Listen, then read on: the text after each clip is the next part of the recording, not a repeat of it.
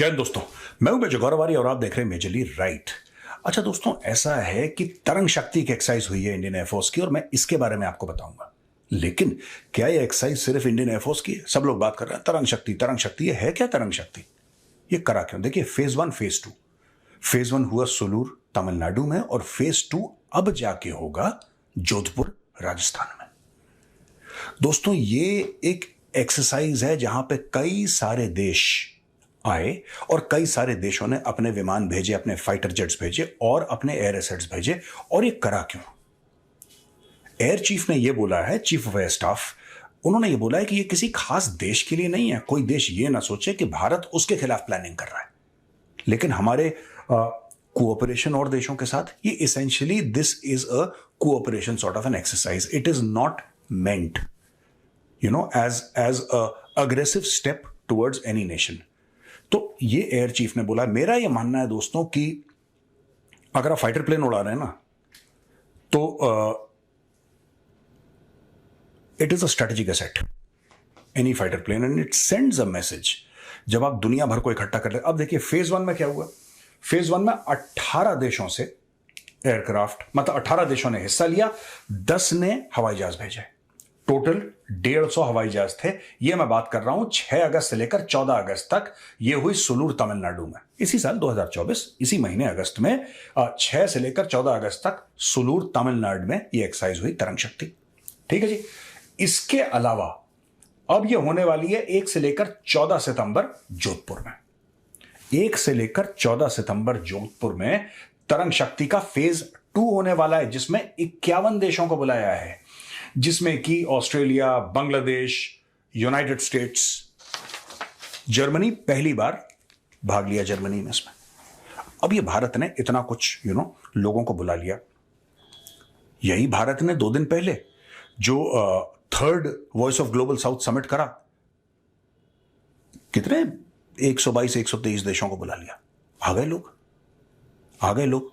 उसमें से 21-22 के तो हेड ऑफ स्टेट थे। आ गए मतलब दे जॉइंड इन रिमोटली। दोस्तों, अब ये जो एयरफोर्स कर रहा है ना, या फिर हमारी आर्मी करती है, नेवी कर रही है, ये एक्सरसाइजेस ऐसा नहीं कि आज से शुरू हुई हैं। ये एक्सरसाइजेस बहुत पहले होती थी। तो दोस्तों, भारत ने कभी इस स्केल पे ये नहीं करा कि अमेरिकन भी उड़ा रहा है और बांग्लादेशी भी है वहां पे और ऑस्ट्रेलिया वाला भी है और 10 देश हैं। तो this is at a very very high level. अच्छा, दूसरी चीज है कि भारत ने एक 6500 करोड़ का टेंडर जारी करा है।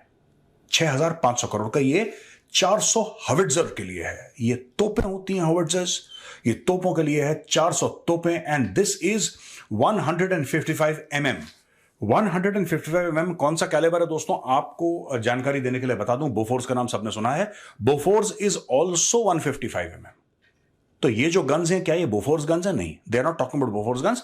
बोफोर्स नाम मैं सिर्फ आपको समझाने के लिए बता रहा हूं कि बोफोर्स जो कैलिबर है उसका, जो कुतर है उसका, उस कुतर की, उस कैलिबर के जो गन्स हैं वो अब ये लोग ला रहे हैं। और ये सारी की सारी मेड इन इंडिया होंगी। टोट गन सिस्टम्स हैं, लाइटर हैं, मोर वर्सेटाइल हैं, फ्यूचर नीड्स को मद्देनजर रखते हुए। और ये 6500 करोड़ का ऑर्डर एक जमाना था जब हम बाहर पैसे देते थे। अब बोला है कि 6500 करोड़ भारत में बनाओ, make in India.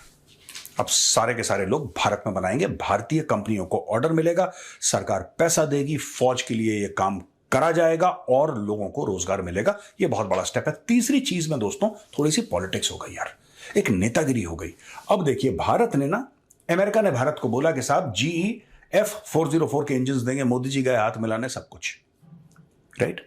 Joe Biden ने प्रॉमिस कर दिया, सब कुछ हो गया। हमने बोला ठीक है, हमने डील साइन कर दी। अब क्या हो रहा है कि तेजस Mark 1A फाइटर जेट्स, इसमें हो रहा है डिले, क्योंकि अमेरिका इसको 11 महीने से डिले कर रहा है। इंजन तब आएंगे, इंजन कब आएंगे? 11 महीने मतलब आगे पुश हो गया। 11 महीने से डिले नहीं कर रहा, 11 महीने और पुश हो गया आगे। मैं ये कह रहा हूं आपसे। मार्च में आना था, मार्च नहीं हुआ, अप्रैल नहीं हुआ, मई नहीं हुआ। जो फाइटर की हमारी डिलीवरी, आपको पता है कि हमारे 42 फाइटर स्क्वाड्रन्स हैं और हमें 42 ऑथराइज स्ट्रेंथ है एक्चुअली। और इस वक्त हमारा, I think we have around 32, we are 10 short.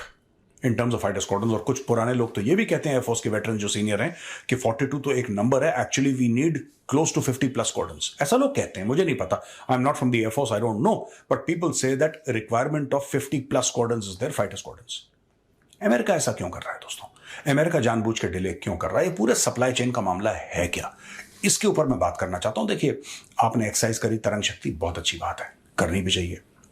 आपने हॉवर्ट्जर्स खरीदे, आपने बोला 400 गन एडिशनल आएंगी, इंडियंस को कॉन्ट्रैक्ट मिलेगा, वेरी गुड। लेकिन जो आपके दो, इसीलिए दोस्तों, इसीलिए मैं आपको बता रहा हूं, इसीलिए जब भी सीडीएस बात करते हैं ना, General Anil Chauhan, he will always talk about Atmanirbhar Bharat. वो क्यों बोलते हैं? वो क्यों बार बार याद दिलाते हैं कि देखो, आत्मनिर्भर होना सिर्फ ऐसा नहीं कि हम अपना सामान खुद बना लें, अपने हथियार खुद बना लें। एक सोच है, ये सोच पैदा करनी पड़ेगी। जब तक ये सोच पैदा नहीं करोगे ना, तब तक ये नहीं होगा। और हम लोग आज तक क्यों सफर कर रहे हैं? क्योंकि सरकारी कंपनियां करती हैं सब काम। आपको ये सब प्राइवेट कंपनीज को देना पड़ेगा, आपको पैसे लगाने पड़ेंगे, आपको प्राइवेट कंपनियों को बोलना पड़ेगा कि ठीक है यार, तुम एक जेट इंजन डेवलप करो खुद से, हम तुम्हें 5 साल दे रहे हैं, तुम अपना जेट इंजन डेवलप करो, और हां, हम इसमें पैसा लगाएंगे 3000 करोड़, अगर डूबते हैं तो डूबे, तुम बनाओ। क्या है कि भारत में सबसे बड़ी प्रॉब्लम क्या है कि we are as a people, we are risk averse, बहुत ज्यादा। आप जितना रिस्क लेंगे उतना बेनिफिट होगा। हाँ, फेलियर भी हो सकता है, but there is no guarantee against failure, ठीक है ना। आज की तारीख में देखिए कितना सैड ये मामला है कि अमेरिकन के साथ डील हो गई, अमेरिकन डिले कर रहे हैं। क्यों डिले कर रहे हैं? नेतागिरी है, पॉलिटिक्स है। अमेरिका चाहता है कि भारत को प्रेशराइज करे। इसके 2 कारण हैं। पहला कारण तो यह है कि भारत स्ट्रेटेजिक ऑटोनॉमी फॉलो करता है। एरिक गारसेटी, जो अमेरिका का एम्बेसडर है भारत में, उसने यही बोला था, एक लेक्चर उसने भारत में दिया, और उसने ये बोला कि जब लड़ाई होगी तो आपकी फिर स्ट्रेटेजिक ऑटोनॉमी किसी काम नहीं आएगी। और आपको क्या लगता है कि अगर आपकी चीन से लड़ाई होती है तो क्या रूस बीच में खड़ा रहेगा? रूस आपकी मदद के लिए आएगा? नहीं। ये एरिक गारसेटी हमें ज्ञान दे रहा है। ओ भाई, हमारी जब भी चाइना से लड़ाई हुई है, कौन खड़ा रहा है हमारे साथ? हम तो खुद लड़े, हम खुद लड़े, हमें थोड़ा ना अमेरिका की जरूरत है यार, हम खुद अपने अफेयर्स मैनेज कर लेंगे। लेकिन अमेरिका ऐसा कर क्यों रहा है? क्या हो सकता है? जरा इसके ऊपर एक बार डिस्कशन हो जाए दोस्तों। देखिए, साफ सीधी बात है, अमेरिका चाहता है कि भारत ये तेजस वेजस के चक्कर में ना पड़े। क्यों पड़ना तेजस के चक्कर में?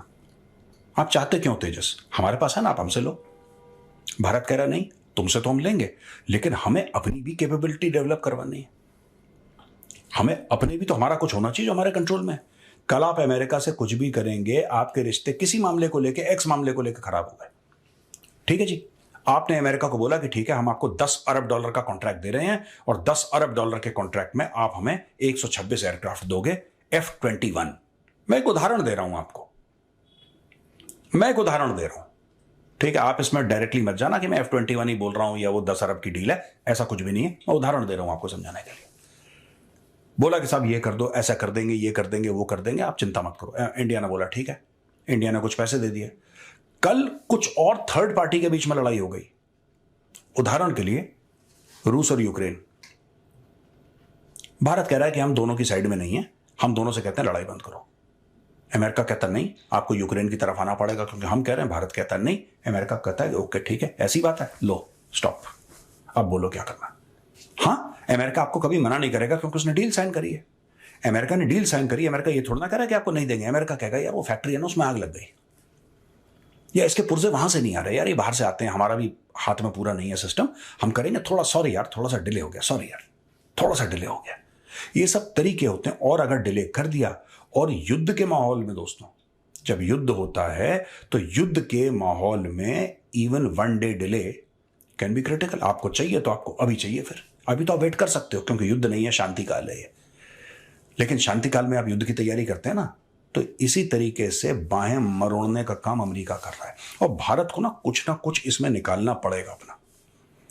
और निकालना सिर्फ यह है कि आप 2 कंपनी पकड़ लीजिए, टाटा पकड़ लीजिए आप, राइट, टाटा पकड़ लीजिए आप, महिंद्रा पकड़ लीजिए, 2 कंपनियां पकड़ लीजिए, दोनों को फंड कर दीजिए, दोनों को बोलना भैया ऐसा है कि तुम एयरक्राफ्ट के इंजन बनाओगे और हम तुम्हें फंड करेंगे, तुम अपनी लेबोरेटरी खोलो, तुम करो, तुम्हें जहां से टेक्नोलॉजी खरीदनी है, तुम्हारा हेडेक है, तुम्हें जो करना है करो। चाइना ने बनाए ना, बनाए चाइना ने, जैसे ही बनाए घटिया इंजन बनाए, लेकिन बनाए तो चाइना ने। रूस ने बनाए, आपको भी बनाने पड़ेंगे, वरना आप ऐसे ही मोहताज रहेंगे कि रूस बोलेगा कि यार भाई ऐसा सुनो, तुम हमारे भाई हो लेकिन हमारी लड़ाई यूक्रेन से चल रही है यार, अभी 1 साल रुक जाओ। ये अमेरिका बोलेगा अच्छा तुम हमारी बात नहीं सुन रहे और हमारे जहाज नहीं खरीद रहे, सोच रहे अपना बना लो, चलो तुम्हारे इंजन रोक दें। ये ड्रामा आपका चलता रहेगा। ड्रामा कभी नहीं रुकने वाला जब तक आप ट्रूली आत्मनिर्भर नहीं हो जाते।